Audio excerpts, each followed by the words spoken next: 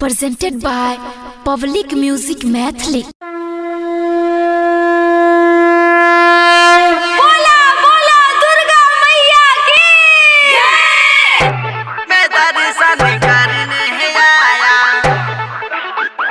करने आया।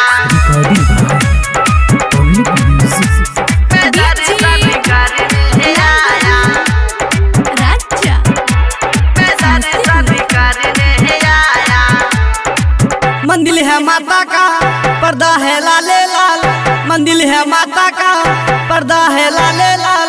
पर्दा हटा दो पंडित जी, मैं दर्शन करने आया।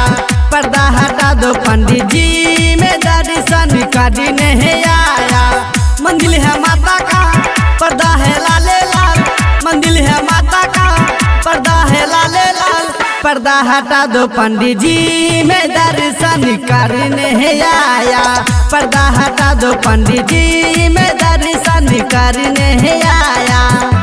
मैं दर्शन करने आया, करने आया। बोला बोला शेरा वाली मैया की जय। करने आया, राजा मैं दर्शन करने आया। माँ की बात निराली है, कहती है सारी दुनिया, कहती है सारी दुनिया।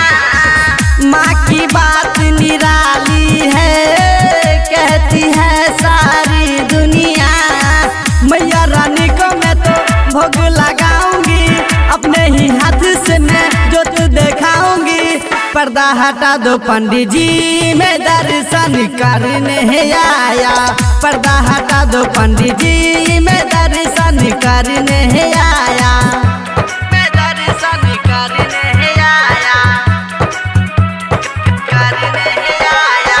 बोला बोला दुर्गा मैया की मैं दर्शन करने आया, राजा मैं दर्शन करने आया। रात में सपना देखे मैंने, मैया रानी आई थी, मैया रानी आई थी। रात में सपना देखे मैंने, मैया रानी आई थी।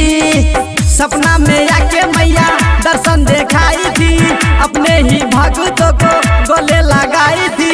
पर्दा हटा दो पंडित जी, मैं दर्शन करने आया। पर्दा हटा दो पंडित जी, मैं दर्शन करने आया। Recording studio public music Dudhpura बाजार।